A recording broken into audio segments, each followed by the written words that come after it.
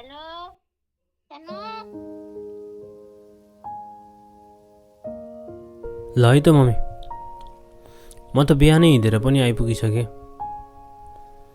अब बिहानैको फ्लाइट थियो, सुत्यो भने फेरि बिउजिन गाह्रो पर्ला जस्तो लाग्यो। त्यही भएर बेलुकी भर नसुतेर हिँडिदिएँ।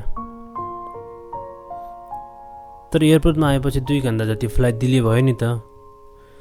त्यही भएर खासै केही फाइदा त भएन रातभरि नसुतेको पनि। अरू त सबै ठिकै छ मम्मी। त्यही एयरपोर्टमा एक्लै हुँदा चाहिँ कस्तो कस्तो विरक्त लाग्यो एकछिन। हिजो हातमा 2वटा सुटकेस लिएर हजुरको धमिलो आँजुले हेर्दै घर छोडेको थिएँ नि। अहिले पनि दुरुस्तै त्यही त हो।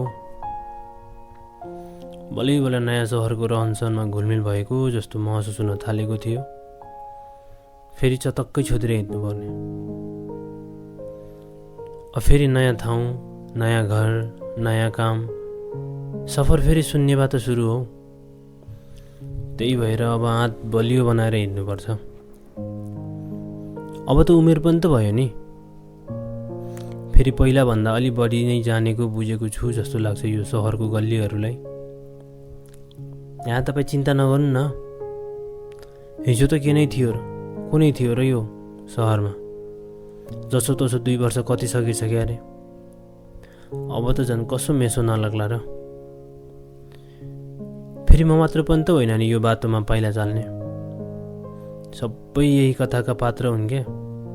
सबै यही यात्रामा समर्पित यात्रीहरू हुन्। मन त कति पनि थिएन नि, कसको थियो होला र। त्यो हिजो अरूलाई नै देखेर यसरी फेरि सुरुवातदेखि नै सुरु गर्न चाहिँ नपरोस् है भन्ने लाग्थ्यो। अहिले चाहिँ सबैले गर्नै पर्ने रहेछ जस्तो लाग्छ। अहिले त कस्तोसम्म लाग्छ भनेपछि कि हामी सबैको एउटा कथा निर्धारण भइसकेको छ। हामी केवल त्यस कथाका किरदारहरू हौँ। अझ भन्नुपर्दा अक्षर हौँ। उठेर जुधेर मिलेर शब्द बन्छौँ। कोही शीर्षक त कोही अन्त्य। तर सायद यी सबै शब्दहरू समेटिएर नै एउटा पुरा कथा भन्छ होला। त्यो भन्छ नि, कथा खोज्न आएको होइनौ र तिमी, कहाँ किरदार हुन पुग्यौ। दिल तुतेर आएको होइनौ र तिमी, फेरि कहाँ दिलदार हुन पुग्यौ। त्वचा नाजुक तिम्रा मस्तिष्क मासुम झै, कहाँ यति छिटै जिम्मेवार हुन पुग्यौ।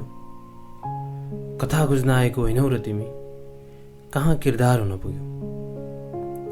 कथा खोज्न आएको होइनौ र तिमी, कहाँ किरदार हुन पुग्यौ। हिजो स्वतन्त्रता भए केही चाहिँदैन भन्ने तिमी, आज कसरी त्यही झुपडीको हकदार हुन पुग्यौ। कुनै बेला आँखाको काजल हुने तिमी, एक्कासी कसरी साइनोको पनि अस्वीकार हुन पुग्यौ। कथा खोज्न आएको होइनौ र तिमी, कहाँ किरदार हुन पुग्यौ।